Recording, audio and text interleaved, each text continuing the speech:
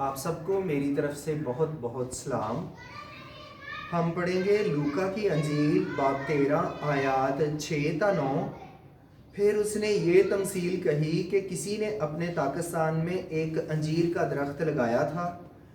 وہ اس میں پھل ڈھونڈنے آیا اور نہ پایا۔ اس پر اس نے باغبان سے کہا کہ دیکھ 3 برس سے میں اس انجیر کے درخت میں پھل ڈھونڈنے آتا ہوں اور نہیں پاتا، اسے کاٹ ڈال، یہ زمین کو بھی کیوں روکے رہے؟ اس نے جواب میں اس سے کہا، اے خداوند، اس سال تو اور بھی اسے رہنے دے تاکہ میں اس کے گرد تھالا کھودوں اور کھاد ڈالوں، اگر آگے کو پھلا تو خیر، نہیں تو اس کے بعد کاٹ ڈالنا۔ پہلے ہم گرامر کی روح سے اس حوالے پر غور کریں گے۔ 6 آیت میں لکھا ہے، پھر اس نے یہ تمثیل کہی کہ کسی نے اپنے پاکستان میں ایک انجیر کا درخت لگایا تھا، وہ اس میں پھل ڈھونڈنے آیا اور نہ پایا۔ اس آیت میں خاص حصہ ہے، کسی نے درخت لگایا تھا۔ پاسٹ پرفیکٹ ٹینس، فعل ماضی بعید ہے، ماضی دور میں درخت لگا تھا، پھل ڈھونڈنے آیا اور نہ پایا۔ پاسٹ انڈیفینٹ، ماضی مطلق ہے۔ 7ویں آیت میں ہے، اس پر اس نے باغبان سے کہا، دیکھ 3 برس سے میں اس انجیر کے درخت میں پھل ڈھونڈنے آتا ہوں اور نہیں پاتا، اسے کاٹ ڈال، یہ زمین کو بھی کیوں روکے رہے؟ پریزنٹ پرفیکٹ کنٹینیوس ٹینس، فعل حال کامل جاری ہے۔ 8ویں آیت میں ہے، اس نے جواب میں اس سے کہا، اے خداوند، اس سال تو اور بھی اسے رہنے دے تاکہ میں اس کے گرد تھالا کھودوں اور کھاد ڈالوں۔ اس آیت میں درخواست کی جا رہی ہے، جملے کا پہلا حصہ پریزنٹ انڈیفینٹ فعل حال اور دوسرا فیوچر انڈیفینٹ فعل مستقبل ہے، لیکن عموماً درخواست براہ راست ڈائریکٹ کی جاتی ہے، جبکہ یہاں سیکنڈ پرسن فرسٹ پرسن سے تھرڈ پرسن کے لیے درخواست کر رہا ہے، دوسرا شخص پہلے شخص سے تیسرے شخص کے لیے درخواست کر رہا ہے، جو شخص نہیں، یا شخص کی جگہ پر بھی پروناؤن ضمیر مطلق کا استعمال کیا جاتا ہے۔ اس لیے جملے کی نوعیت کچھ فرق ہے، کیونکہ کسی کے بارے میں درخواست کی جا رہی ہے۔ مزید یہاں اور 7ویں 6 آیات میں ڈائریکٹ سپیچ، یعنی کسی کے الفاظ کو رد و بدل کے بغیر دہرایا ہے۔ 9ویں آیت میں لکھا ہے، اگر آگے کو پھلا تو خیر، نہیں تو اس کے بعد کاٹ ڈالنا۔ اگر سے مراد شک پایا جاتا ہے۔ اگر والے جملے کو کنڈیشنل سنٹینس، شرطیہ جملہ کہا جاتا ہے، یا بالفرض، یعنی ہو سکتا ہے یا نہیں بھی ہو سکتا، جیسے یہاں لکھا ہے، اگر آگے کو پھلا تو خیر، نہیں تو اس کے بعد کاٹ ڈالنا۔ تمثیل اتنی اختصار نویسی سے ہے کہ 4 آیات میں آغاز، عروج، زوال واضح ہے، کیونکہ ٹینسز، زمانوں کا درست استعمال ہوا ہے، اور سب جملے طور معروف ایکٹیو وائز ہیں جو سمجھنے میں آسان ہوتے ہیں۔ اس تمثیل کے قواعد کو بیان کرنے کا مقصد یہ ہے کہ تمثیل جتنی ترتیب سے لکھی ہے اتنی سمجھنا آسان ہے، اس لیے ہمیں بیان کیے گئے اصولوں کو اپنانا ہے جس سے کلام مؤثر ہوگا۔ تمثیل کی تشریح اور عملی باتیں ایک ساتھ ہوں گی۔ لکھا ہے، پھر اس نے یہ تمثیل کہی کہ کسی نے اپنے پاکستان میں ایک انجیر کا درخت لگایا تھا۔ یہ ایک تمثیل ہے، اور تمثیلی طور پر انجیر کا درخت قوم بنی اسرائیل ہے، اور پاکستان کا مالک خدا ہے۔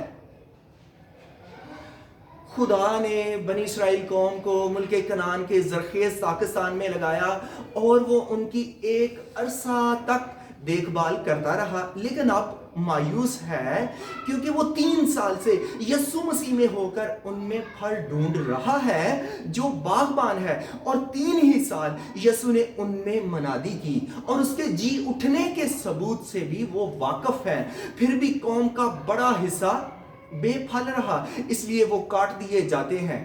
اس تمثیل میں ہمارے لیے بھی ایک سبق ہے۔ زیر بحث درخت انجیر کا ہے، جو ایک باغ کے لیے نہایت موزوں درخت ہے۔ اس کا شمار قیمتی درختوں میں ہوتا ہے، اس کی کلم لگائی جاتی ہے۔ ویسے یہ بیج سے بھی اگ آتا ہے، لیکن جو بیج سے اگے اس کا پھل گر جاتا ہے۔ یہ تقریباً سال ہی میں پھل دینا شروع کر دیتا ہے اور دوسرے سال ضرور پھل کی توقع کی جاتی ہے، اور یہ سال میں 2 بار گرمیوں اور سردیوں کے اختتام پر پھل دیتا ہے۔ اسے اوپر سے کاٹا جاتا ہے تاکہ پھلاؤ میں جیسے یہ ہے زیادہ ہو، جسے نیچے سے کھڑے ہو کر پھل توڑنا آسان ہوتا ہے، اور اگر اسے اوپر سے نہ کاٹا جائے تو یہ 20-25 فٹ اونچا درخت ہو جاتا ہے۔ مزید انجیر کا پھل ہمارے ملک میں خشک پھلوں میں ملتا ہے۔ چاہے ہمارے ملک کا درجہ حرارت بھی گرم ہے، لیکن انجیر اس قدر نہیں پایا جاتا جس قدر اسرائیل، فلسطین اور اس کے گرد و نواح میں دیکھتے ہیں، کیونکہ زمین، موسم، درجہ حرارت اس درخت کے لیے جنوب مغربی ایشیا کا موضوع ہے۔ پاکستان کے مالک نے انجیر کے درخت کو چنا، اپنے باغ میں لگایا، جو ایک بڑا حق ہے۔ اسی طرح خدا اپنے لوگوں کو چنتا ہے اور یہ ایک نجات یافتہ کی تصویر پیش کرتا ہے۔ اگر یہ درخت باغ میں نہ ہوتا، پھل نہ بھی دیتا تو کوئی بات نہیں، کیونکہ اس پر نہ کوئی محنت کرتا ہے اور نہ ہی اس پر خرچ اٹھتا ہے۔ شکوہ اسی سے کیا جاتا ہے جسے سہولیات دی جائیں اور وہ انہیں ضائع کرے، جبکہ اس درخت کی دیکھ بھال، حفاظت اور اس کی ضروریات پوری کرنے کے لیے ایک ماہر باغبان ہے۔ اسی طرح ایمانداروں کو بھی یہی مراعات دی جاتی ہیں۔ خدا انہیں چنتا، مقرر کرتا ہے کہ جا کر پھل لاؤ۔ خدا ہم سے اتنے کی توقع کرتا ہے جتنا ہم کر سکتے ہیں۔ پھل ڈھونڈنے آیا لیکن نہ پایا۔ ممکن ہے پاکستان میں ایک پھلدار درخت ہو اور وہ پھل نہ دے تو کسے قصوروار ٹھہرایا جائے؟ نہ زمین کو، نہ باغبان کو، بلکہ درخت کو، کیونکہ وہ بڑھنا نہیں چاہتا، اپنے فوائد حاصل نہیں کرنا چاہتا۔ ہو سکتا ہے وہ اپنی زندگی، پتوں اور مواقع اور خوشنما دکھائی دینے پر فخر کرتا ہو، لیکن خدا کسی بات سے خوش نہیں جب تک اس کی زندگی میں پھل نہیں۔ اسی طرح خدا ہمیں بھی مواقع دیتا ہے تاکہ ہم اس کے لیے پھل پیدا کریں، اپنی زندگی کو پھلدار بنائیں۔ تو ہو سکتا ہے کہ اگر وہ پھل لانے میں ناکام رہے تو وہ اپنی عظیم بلاہٹ کو بھی کھو بیٹھے۔ آج 21ویں صدی کے 21ویں سال میں یہ پیغام ہے، خدا کرے میں پھلدار بن جاؤں۔ سب کہیں خدا کرے میں پھلدار بن جاؤں۔ تو 7ویں آیت میں لکھا ہے، پھل ڈھونڈنے آیا لیکن نہ پایا، اور 7ویں آیت میں لکھا ہے، اس دیکھ 3 برس سے میں پھل ڈھونڈنے آتا ہوں اور نہیں پاتا۔ مالک کو درخت سے شکایت ہے، اور جس میں 3 خیال سامنے آتے ہیں۔ پہلا خیال دیر تک فضل سے انتظار کرنا۔ مالک 3 سال سے تحمل کیے ہوئے ہے، مطلب 3 برس سے مسلسل نقصان ہو رہا ہے، پھر بھی مالک سزا کا اعلان نہیں کرتا۔ خدا ہمارے بارے میں تحمل کرتا ہے، برداشت کرتا ہے، کیونکہ وہ کسی کی ہلاکت نہیں چاہتا۔ دوسرا پطرس 3:9 میں لکھا ہے، اگر وہ درخت کھڑا ہے تو خدا کے فضل سے کھڑا ہے۔ دوسرا خیال، کیا آپ اس کے فضل کو ذاتی عزت کے لیے تو نہیں استعمال کرتے؟ کیا آپ اپنے حقوق کا غلط استعمال تو نہیں کرتے؟ اسی طرح درخت کو مواقع دیے گئے لیکن وہ بڑا نہیں، بے پھل رہا۔ تیسرا خیال، آپ کو نئی پیدائش کا تجربہ کب سے ہوا ہے؟ آپ کو پاکستان میں لگے ہوئے کتنا عرصہ ہو گیا ہے؟ آیا آپ اس کی نعمتوں کو ضائع تو نہیں کر رہے؟ اگر ایسا ہے تو خدا آپ سے ناخوش ہے۔ آگے لکھا ہے، اسے کاٹ ڈال، صبر کا پیالہ لبریز ہو گیا۔ پاکستان میں درختوں کے پھلوں سے ان کی فطرت کا اندازہ ہوتا ہے اور اسی پر ان کی زندگی کا دار و مدار ہے۔ متی 3:10 میں لکھا ہے، اب درختوں کی جڑ پر کلہاڑا رکھا ہوا ہے، جو درخت اچھا پھل نہیں لاتا وہ کاٹا اور آگ میں ڈالا جاتا ہے۔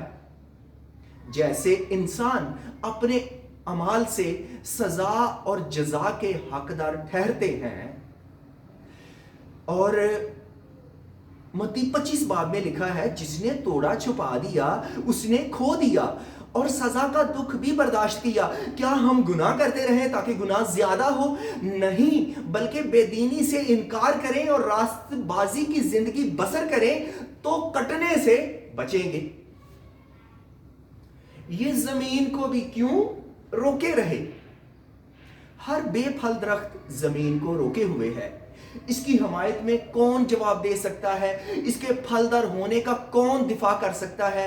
بالکل ایسے کئی مسیحی بوجھ اور رکاوٹ ہیں جن کے قول و فعل میں تضاد پایا جاتا ہے، کیونکہ ان کی جڑیں پھلدار درختوں سے پیوستہ ہیں اور اس خوراک کو حاصل کر رہی ہیں جو پھلوں کی تیاری میں خرچ ہونی چاہیے تھی۔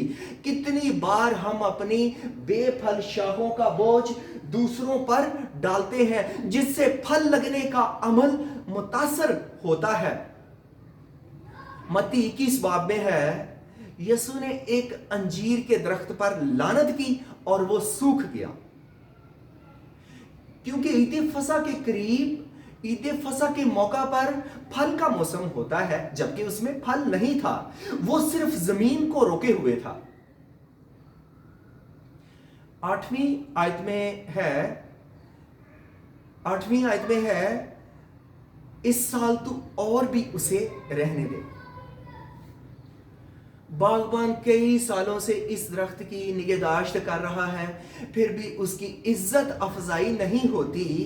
اس کے باوجود وہ درخت کے بچائے جانے کی درخواست کرتا ہے کہ سزا ملتوی کی جائے، یعنی درخت کو بڑھنے کے لیے مہلت دی جائے تاکہ وہ پھلدار بنے۔ جب تک درخت خود سے کوشش نہ کرے، رویے میں تبدیلی نہ لائے، توبہ نہ کرے، مسیح کا فضل، دوسروں کی دعائیں رائگاں ہیں، کیونکہ خدا ہمیشہ برداشت نہ کرتا رہے گا۔